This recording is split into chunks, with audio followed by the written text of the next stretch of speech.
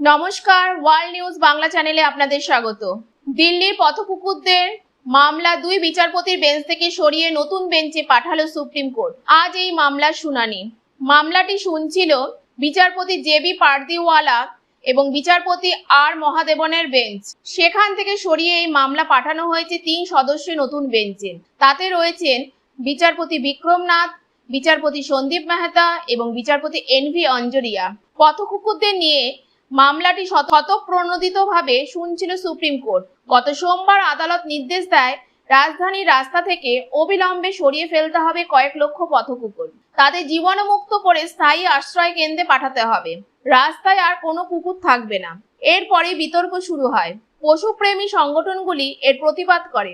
বুধবার সকালে এবং বিকেলে দুবার এই বিষয়ে প্রধান বিচারপতি বি.আর. গাভাইয়ের দৃষ্টি আকর্ষণ করা হয়। প্রধান বিচারপতি জানান তিনি বিষয়টি দেখবেন।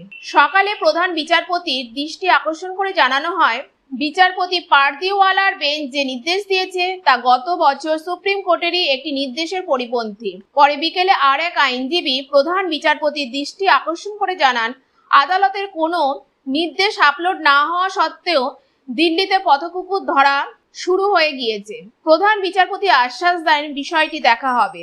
এরপরে জানা যায়, এই সংক্রান্ত মামলা পূর্বের বেঞ্চ থেকে সরিয়ে নেওয়া হয়েছে। 3 সদস্যের নতুন বেঞ্চে এই মামলা শুনানি হবে বৃহস্পতিবার।